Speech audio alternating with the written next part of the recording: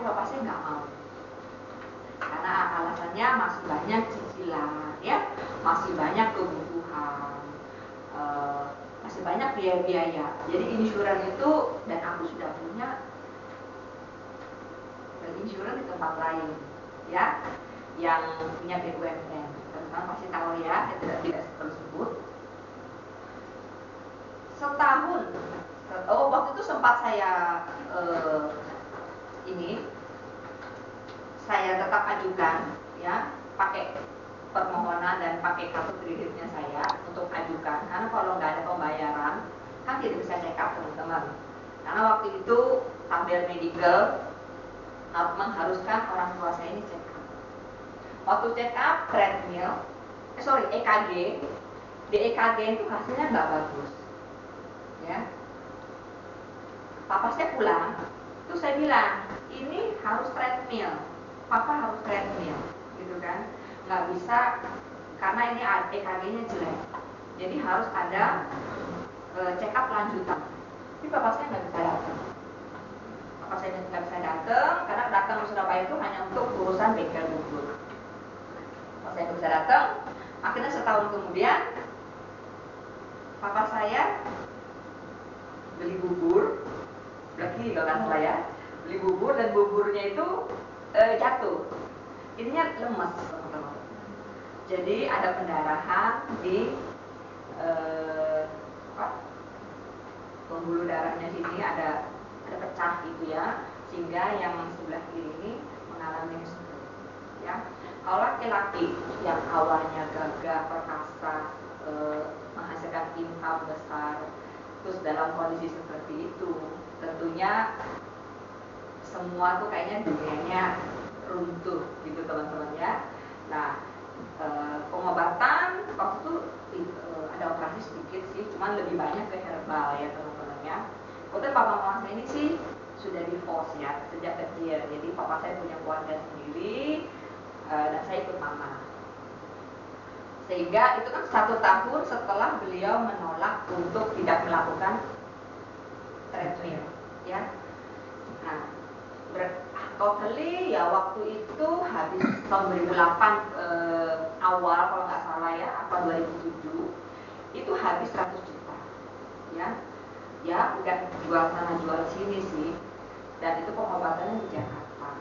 Jadi terapi dan sebagainya habis 100 juta, ya pulang ya belum sembuh.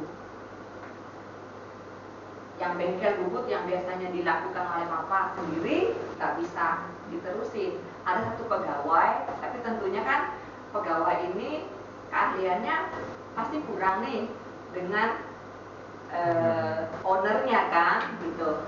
Jadi tender-tender banyak yang terbengkalai, teman-teman. Pada waktu itu adik saya dari pihak papa itu masih ada 3, yang 2 kecil-kecil. Nah, cerita itu juga saya blow up, teman-teman, ya. Saya masuk ke adiknya papa, yang awalnya juga memandang saya itu sebelah mata, gitu kan.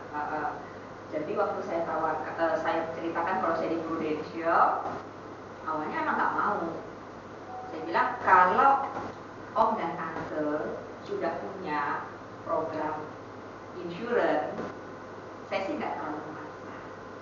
Tapi karena ini belum punya sama sekali, hukumnya wajib, ya. Jangan sampai kejadian nanti seperti papa saya, jual aset, utang, jual tanah dan sebagainya. Mumpung ada di Surabaya, ayo kita lakukan check up dulu. Karena tidak semua yang mengajukan pasti diterima. Nah, jadi jual mahal kan, ya. Tidak semua yang diajukan itu pasti diterima. Nanti dilihat kondisi kesehatannya. Ya, masih berpikir, teman-temannya masih berpikir. Seminggu kemudian saya ditelepon. Ya deh, nggak apa-apa deh, ajuin dulu lah, gitu kan, Pak Banjar, ya. Ajuin dulu, nanti gimana hasilnya, semoga aja bagus. Ternyata jadi ikut itu satu keluarga, teman-teman, ya. Dan ini salah satu yang besar, sehingga tahun 2008 itu saya bisa capai staff club pertama saya dapat di Istanbul.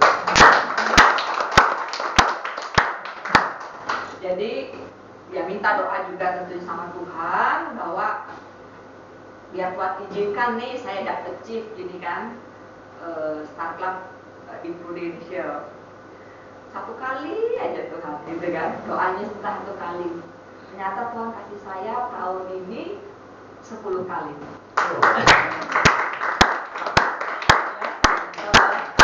Ya, itu sih singkat perjalanannya teman-teman. Mungkin kita mau sesi tanya jawab biar lebih mengena, bagaimana teman-teman? Oke. Apa yang mau ditanyain ini? Ya, ada yang mau tanya? Kita sesi tanya jawab tentang admin dan sebagainya, boleh teman-teman. Tanya aja. Ini mumpung masih ada campaign, yang kurang beberapa hari lagi, dicoba dimaksimalkan. Ya. Siapa di sini yang sudah achieve tiket ke Copenhagen dan ke Oslo? Bisa tanda tangan, bisa angkat tangan. Dapat ya? Yeay, selamat. Loh, jangan kalau sudah dapat bilang harus dapat dong. Gak yakin ya?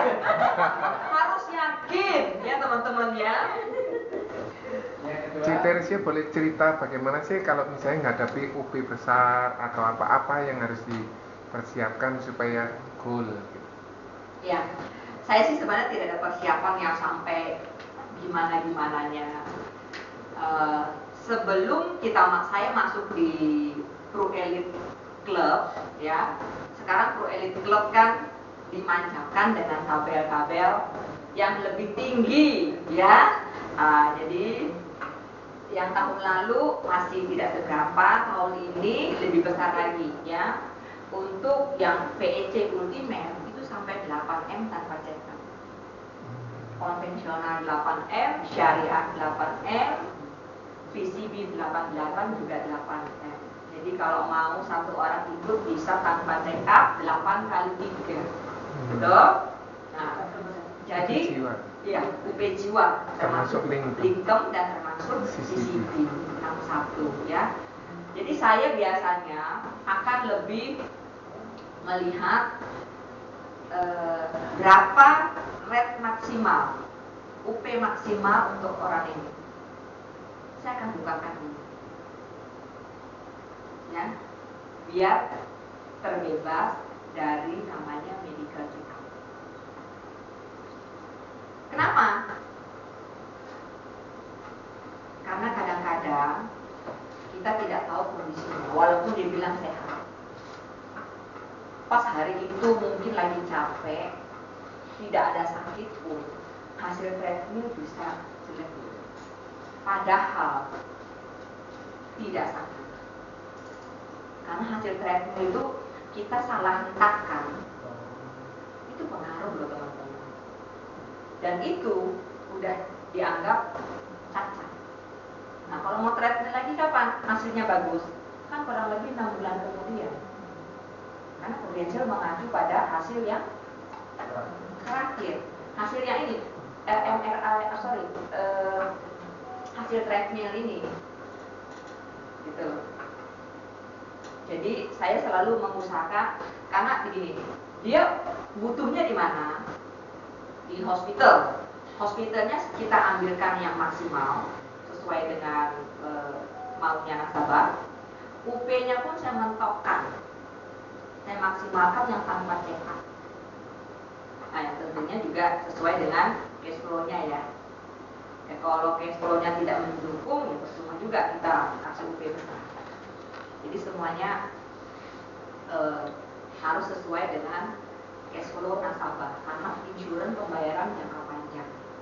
Jadi saya anti sekali atau sedih sekali jika nasabah itu left di tengah jalan atau surrender di tengah jalan. Itu rasanya lebih sakit daripada saya ditolak cash baru. Ya, kenapa? Karena